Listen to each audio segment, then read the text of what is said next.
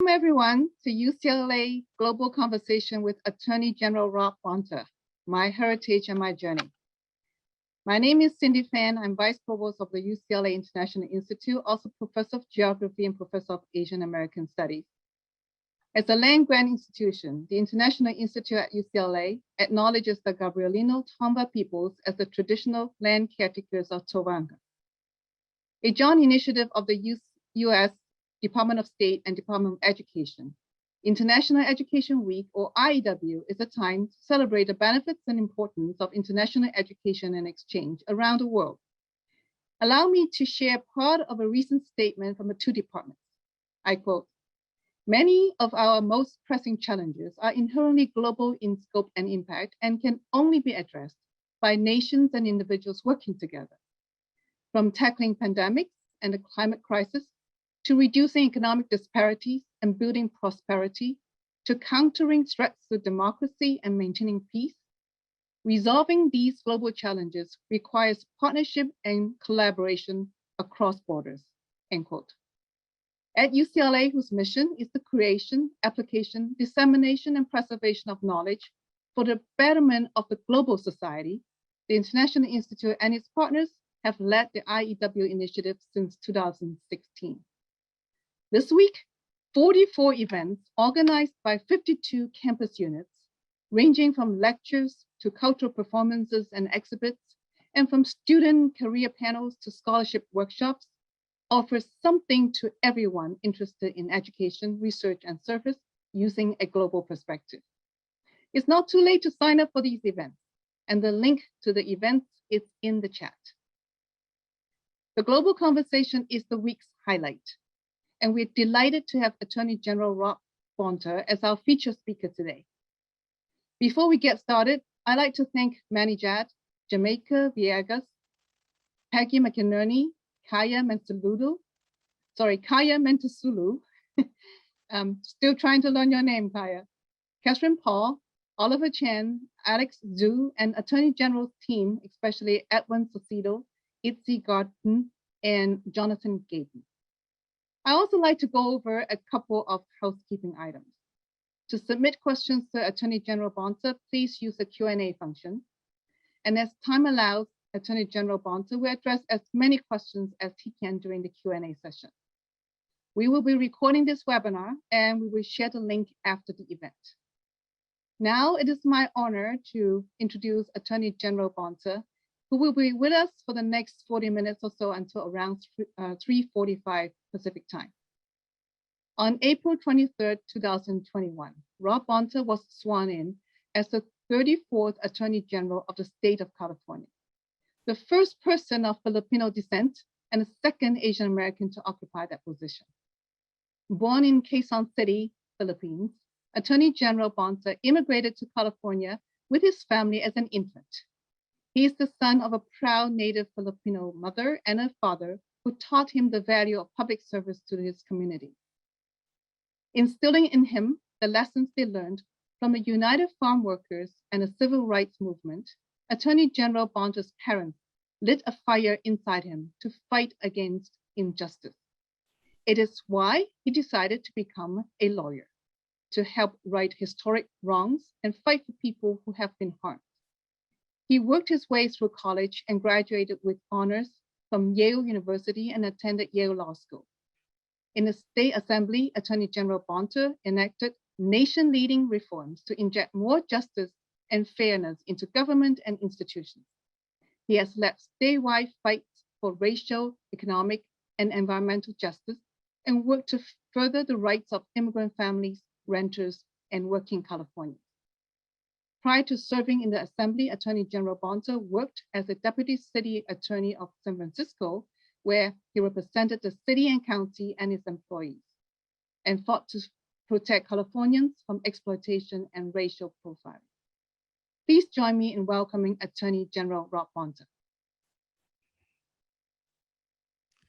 Thank you so much, Vice Provost Fan, for that very kind introduction and very generous introduction. I really appreciate the opportunity to be here. It's wonderful to join the UCLA International Institute for this conversation. And again, thanks for reaching out to me, and honored to be here as a part of this event. And since its inception, International Education Week provides an annual opportunity to celebrate and affirm the importance of diverse perspectives, international education, dialogue, and exchange. And in California, we sure know the importance of these values. We are very proud of the fact that more than 1 out of 4 Californians are immigrants.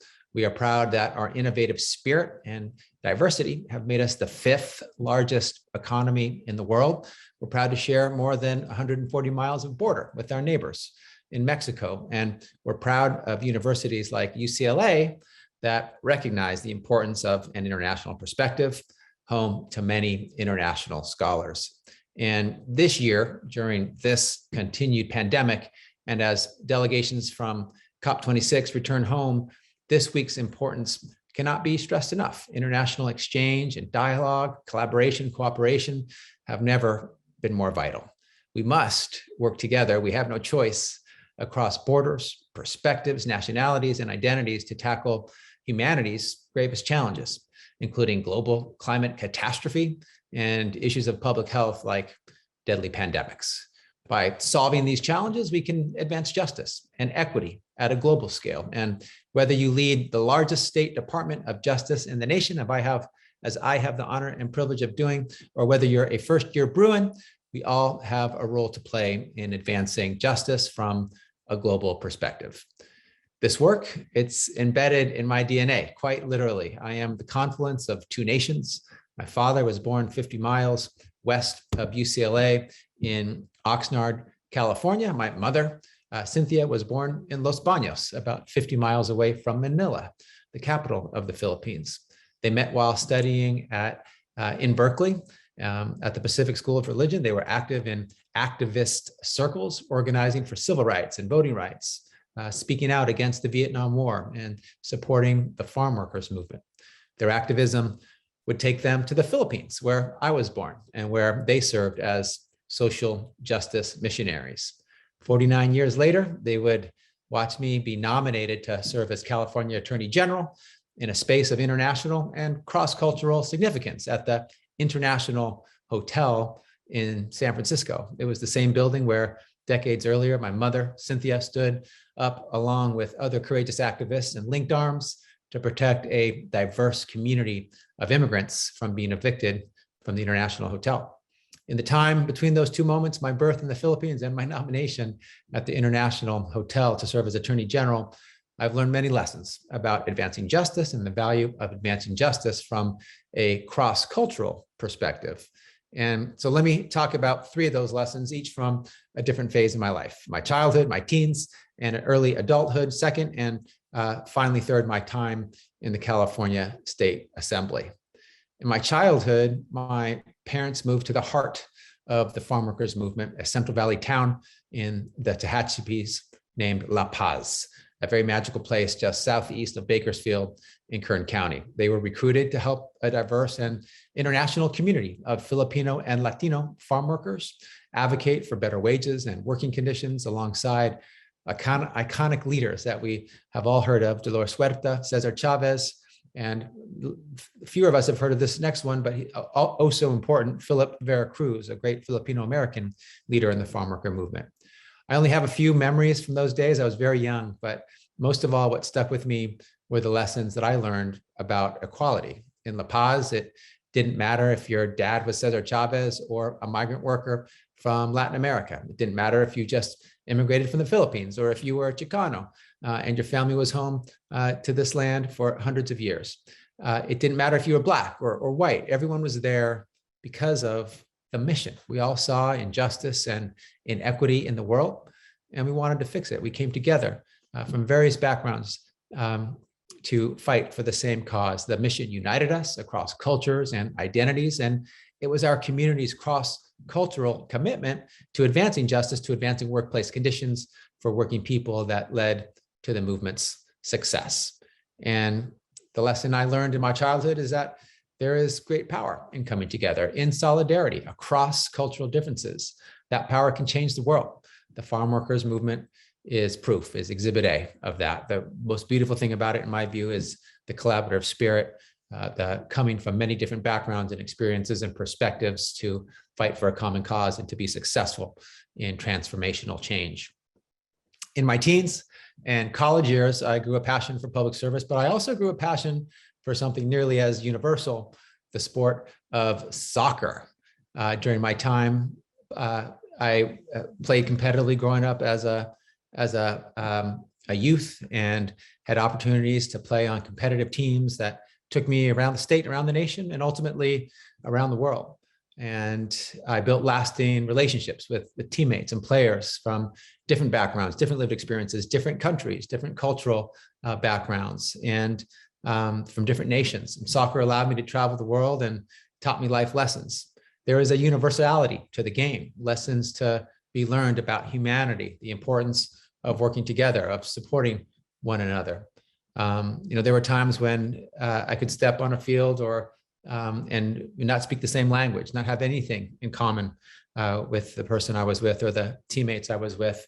Some were immigrants, some were refugees, some were growing up in poverty in another country, but we always connected across those boundaries. And you don't need to speak the same language or have much in common, but if you and those you are with are determined, you can work together, work in unison, work across cultural differences, and accomplish positive things together. And so as we work together across the international community to solve humanity's big challenges, we should do it as if it were a team sport. We need to collaborate. We need to cooperate. We're at our best when we're working together. And this moment, meeting this moment requires it, demands it. We're going to have to work together and accomplish things together, or we're not going to be successful. If we're going to defeat climate change and prevent the next pandemic, we need to and we should put our differences aside to uplift humanity. Each nation has a role to play. There can be different roles, all sorts of different approaches. Parts of the accomplishing the goal need to occur, but we all have to start playing as a team. The final lesson I'd like to speak out about is what I learned while participating in international trips during my time in the California State Legislature. I had the opportunity to go to China, the Philippines multiple times, Australia, Netherlands, Singapore. And whether it was a conversation with a worker or a high-level government official, these trips affirmed for me that across our cultural differences and borders, at the end of the day, we all want our children to achieve success and experience prosperity, to realize their dreams and meet their full potential. There's a universality in that. There's so much in common that we have, although we often think that we're so different. We all want economic stability for our families. We all want our children to achieve success. We all want our next generation to be better off than we were. And today, when the world can seem so divided, it's important to recognize and remember that in many ways, what we want as nations and families is the same. Those are the three lessons that influence me, that influence my global perspective and the fights I lead. 1, the power of solidarity. 2, the power of working as a team. And 3, the power of recognizing our shared values across cultures. This brings me to present day. And in my role as Attorney General, I take these values and commitments with me. I see my role as the people's attorney, someone who stands up for everyday people, the voiceless, the vulnerable, the overlooked, the cast aside, the forgotten, and achieves and fights for justice for them. 2 issues in particular require a global perspective in order to truly achieve justice. That's climate change, 1, and public health, number 2. These are perhaps the most important global issues affecting us and our children today, and we must fight them together as a global community. At the California Department of Justice, we are fighting global issues at a local level as we do our part to fight for cleaner air and water, fight toxic pollution and environmental contamination, fight for those living at the intersection of poverty and pollution, and fight for the health of our communities and access to care. We lead these actions for the well-being of Californians, but we also recognize that they are the right fights to lead as global citizens. What we do here, it impacts others. And as I enforce the law in California, I often think about what Martin Luther King Jr. wrote from the Birmingham City Jail in 1963, that famous line, we are caught in an inescapable network of mutuality, tied in a single garment of destiny. Whatever affects one directly affects all indirectly. And his words remind us that we all need each other. We're intertwined, we're interlinked. What we do affects others. We are interconnected in terms of our actions and the outcomes and our shared future. And we are all connected as we fight the common threats and common challenges in our societies. No matter your discipline, no matter what you do, no matter your title, like the farm workers in La Paz, we all have a role to play in advancing justice at the local and at the global level. As Attorney General, that's my mission every day.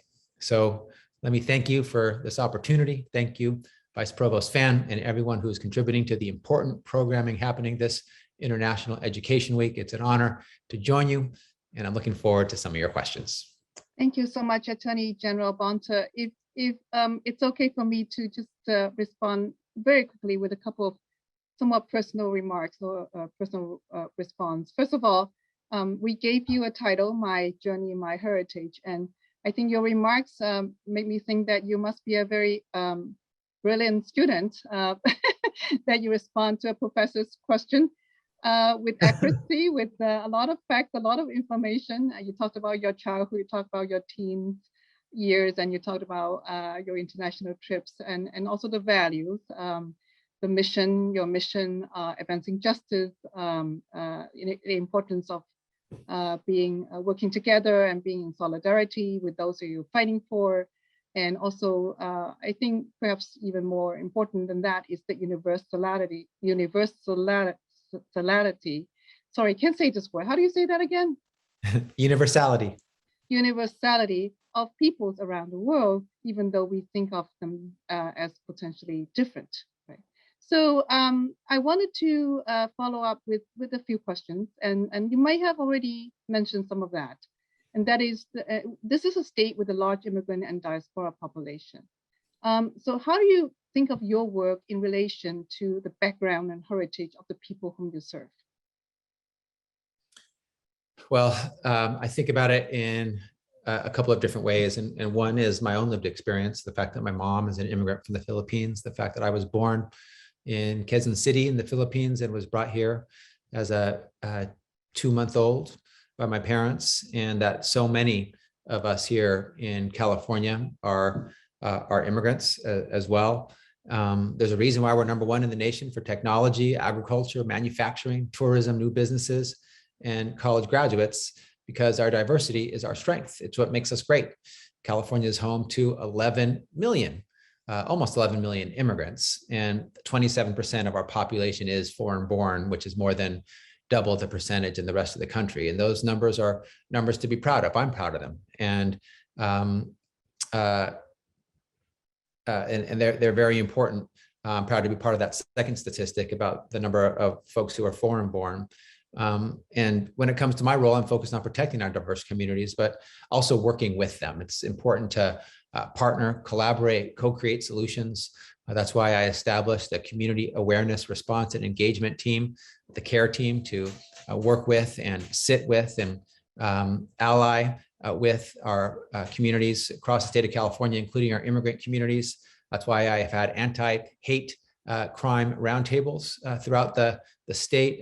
We have 13 planned. We finished 9 already. That's why I created the Racial Justice Bureau as well, to stand firm and strong against racial injustice, including hate, which is such an epidemic at the moment. But you know, the way I see it, going back to the original question, is we have a very special community here in California.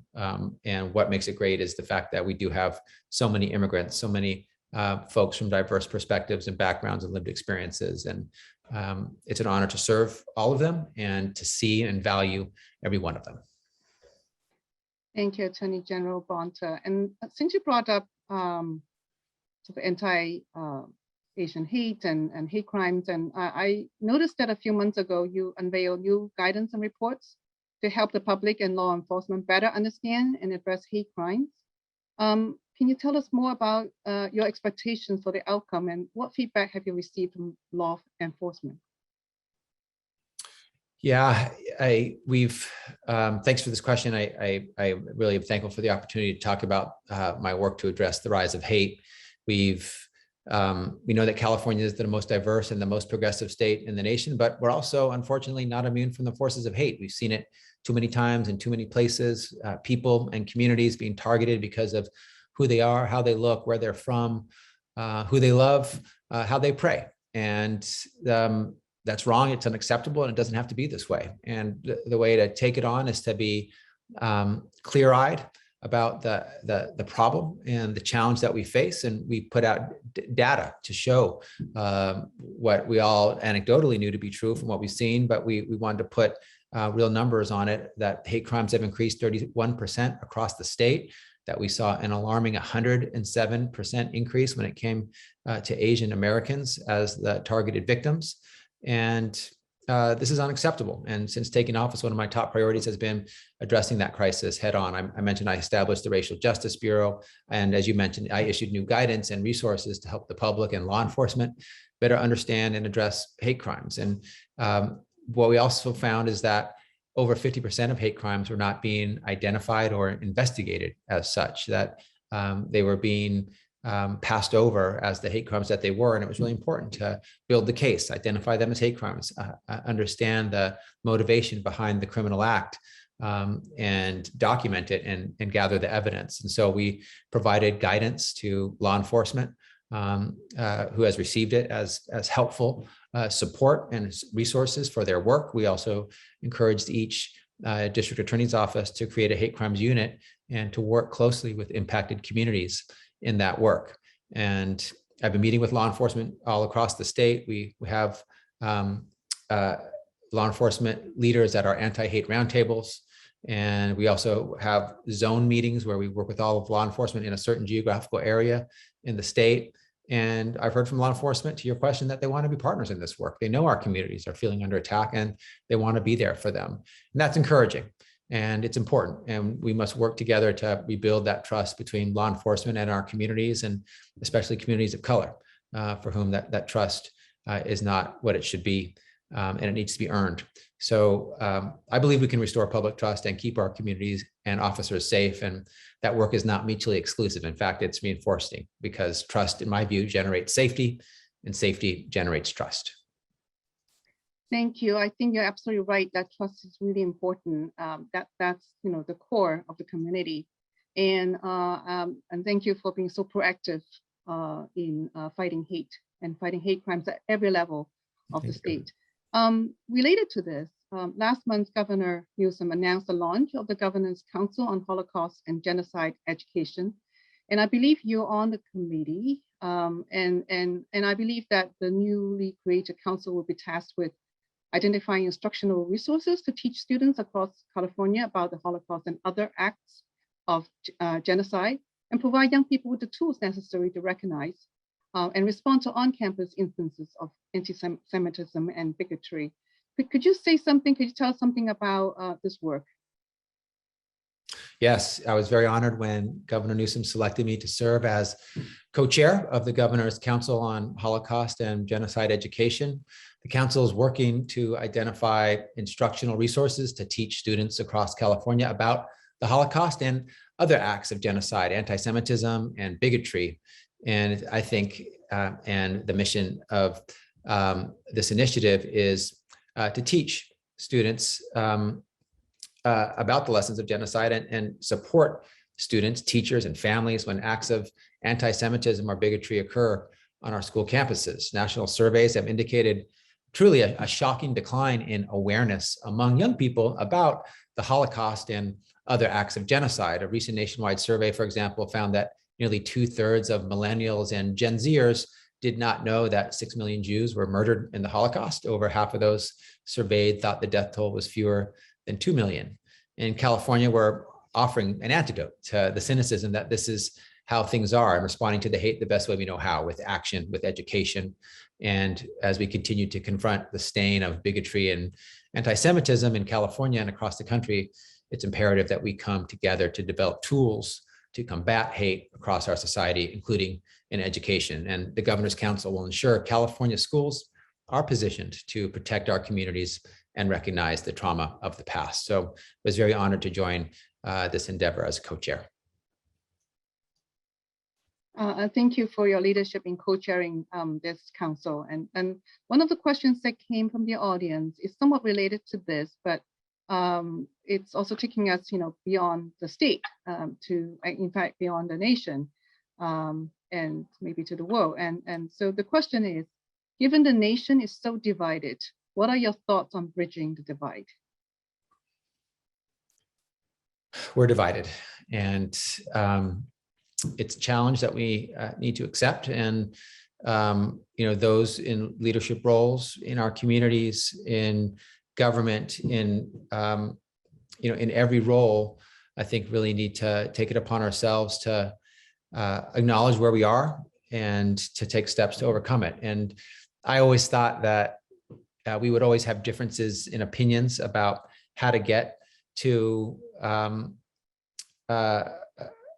success for our people, for Americans, for human beings generally, that people would have different views about what that looked like. Some people might want a bigger government that can provide stronger social services and support for communities. Some people might think that the free market is a better approach and smaller government is better. Some people want bigger investment. Some people want less taxes and less investments in communities. And so there's a lot of different perspectives. There's conservative approaches and others that are all worthy of consideration and might be able to get us to where we want to be. But I never thought we'd be where we are now, which is disputing the actual facts, disputing facts, science, data, evidence. That's a problem.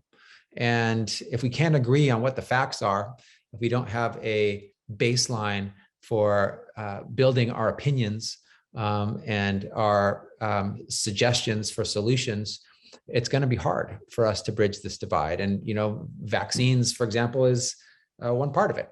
I believe in science. I believe in facts. I believe in evidence. And the facts and the science and the evidence show that the way out of this pandemic is through vaccines. We have vaccines, but not everyone is using them. And because some of those people are not subscribing to the science and facts and evidence behind vaccines. And so that creates a difficult problem. We're staying in an international pandemic longer than we must because of the resistance and reluctance to participate in uptake and use and get vaccines. And so I think that how leaders talk and what they say is really important.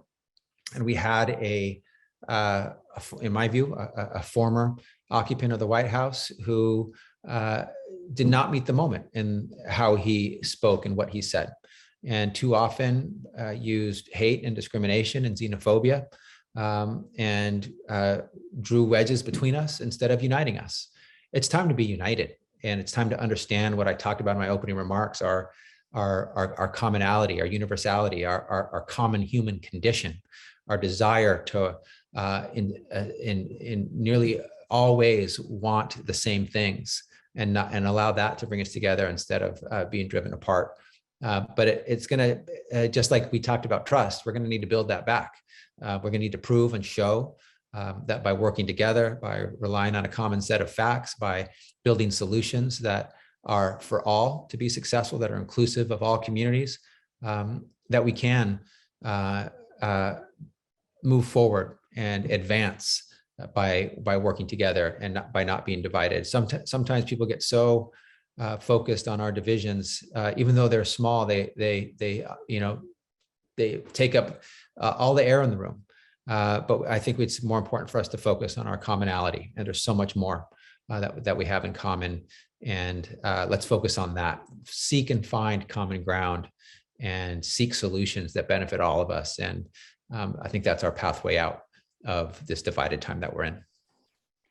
So, Attorney General Bonta, what I'm hearing is that a global perspective is also helpful for us to think more in terms of commonality and working together, and therefore we can take the global perspective to also a smaller scale, our local community, our city and the state. I hope I'm not reading too much from what you said. No, that's exactly what I'm saying. Our commonality across cultures and ethnicities and races, across countries throughout this world, we're common. We're the same. we want a planet. We want to overcome climate change. We want to be healthy. We want to overcome an international pandemic. We want our children to be successful. We want economic security and public safety and healthcare and education and good jobs. Those are common throughout the world. And if we focus on how to get there, on how to achieve that, and not subscribe to the zero-sum myth and the scapegoating that we get, the myth that in order for us to succeed, someone else must fail. That's not true, that we can both be successful. We can all be successful. There's a ways for us all to rise together. In fact, I think we're either going to rise together or not at all, and that we're all in this together, and that there's no us and them, although that's a narrative that we see very often these days. There's only us, the very diverse us in California, us in the United States of America, us throughout this world. We're in this together, and we need each other to be successful, and we're more similar than we are different. Thank you, Attorney General Ponta. So there are a couple of questions coming in that are quite different from what we've discussed so far. So one of the questions is coming from a Filipino-American privacy professional and a proud UCLA alum. And the questions really is about your own life experiences and how your life experiences have influenced how you look at privacy.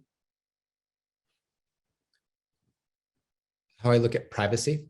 Yes, in particular, I think this has to do with digital society. We are in a digital society, and so of course there's a lot of issues regarding privacy legislation, and as Attorney General, do you have any thoughts about how do we protect privacy and how do we approach privacy?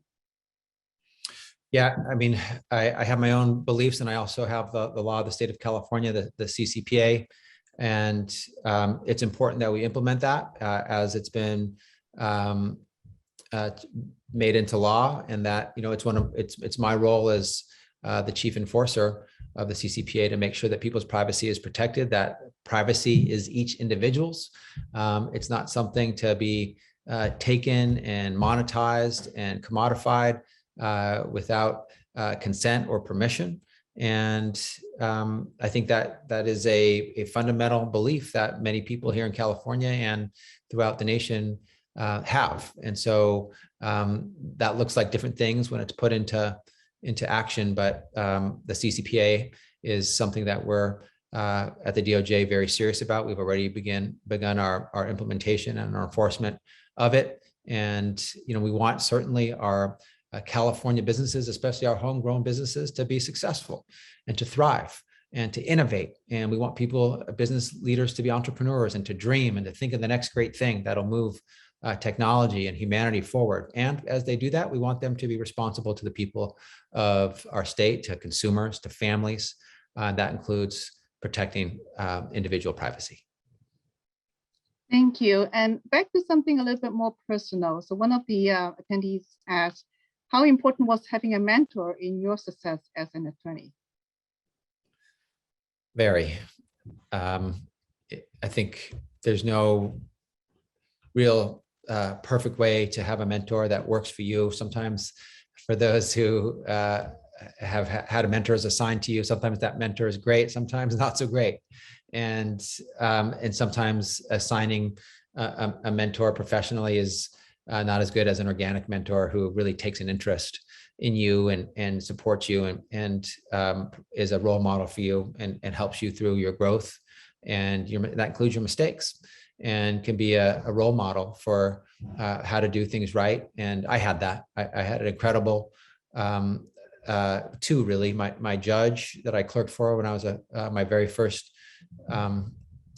job out of law school, Judge Alvin Thompson in the District of Connecticut in Hartford. I was a new father and a first time practicing attorney out of law school, and he was patient and kind and a top-notch attorney and judge for sure, but also a good human being. And he showed me that it's important to be compassionate and empathetic and kind, just as you are at the top of your game, successful in your profession, and to do both is critical.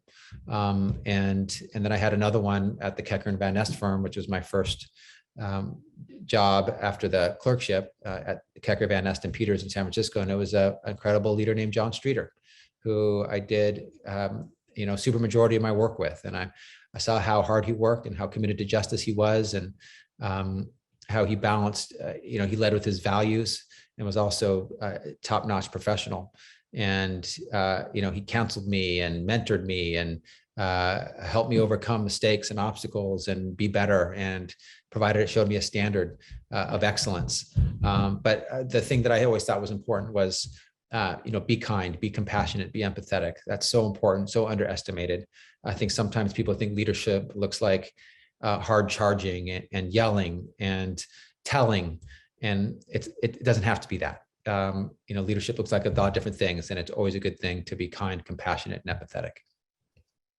I think that's a perfect comment and perfect point to make to especially our students who are growing up to be leaders. And in fact, we have a question from one of the attendees who I believe is a student. Which steps should we as students take to be successful in law, given the divide you mentioned earlier? What steps should we take to be successful in law? Yes, given the divide. I think, those two things go hand in hand. The divide that we're in, the sort of going to our extreme corners and not always agreeing, and that sort of zero-sum myth that I was talking about, where people think for one to be successful, someone else needs to be hurt.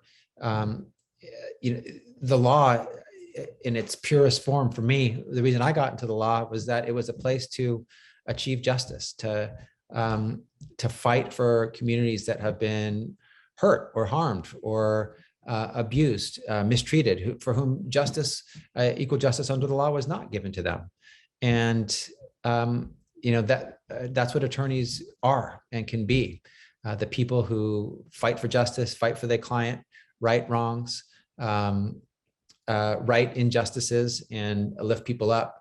And so I think that can be a really critical role as we get through our divides, to make sure that you're seeing and valuing those communities that aren't always seen and valued, and being their champion as an attorney, as an advocate, and creating more opportunity, more equity, more justice, more inclusion in this world as a result of that work. Thank you. And we are winding down to the last 2 minutes, but if it's okay for me to take you back to one of the things that you mentioned earlier, which I thought was fascinating. And you mentioned sports, you mentioned soccer, and of course, California being such a diverse state, we have a lot of soccer going on. Can I ask you what positions you play? Yes, I played this, they call it the six, sometimes defensive center, midfield. Others, I was kind of in the middle of the field towards the back. And always tried to be very involved in the game and to support my teammates. And I'll say that soccer, when I was growing up, was not popular for most folks. Football, basketball, baseball, those are the sports of choice. But soccer is the world sport, and it's something that connects us. And as you know, in many countries, it's a religion. It's a passion with a fervor, and people live for it, and it inspires people and brings people together. And that was definitely true for me. It brought me to places I never would have gone. It helped me build relationships with people I never would have known. Thank you. And if I'm correct, I think the midfielders are actually the connectors, probably the core of the team. So very, very appropriate position for you to play in. So I want to thank you again, Attorney General Bonta, for joining us today, for all your remarks and for your insights, and also for sharing your work with us. And I would like to thank everyone who attended this event, and we hope that you would join the many other events and programs during the rest of the International Education Week. Thank you again, Attorney General Bonta, and take care and good luck with your work. Thank you, Vice Provost. Honored to be here with you. Thanks for having me. Good to see everybody. Bye-bye. Thank you. Bye-bye.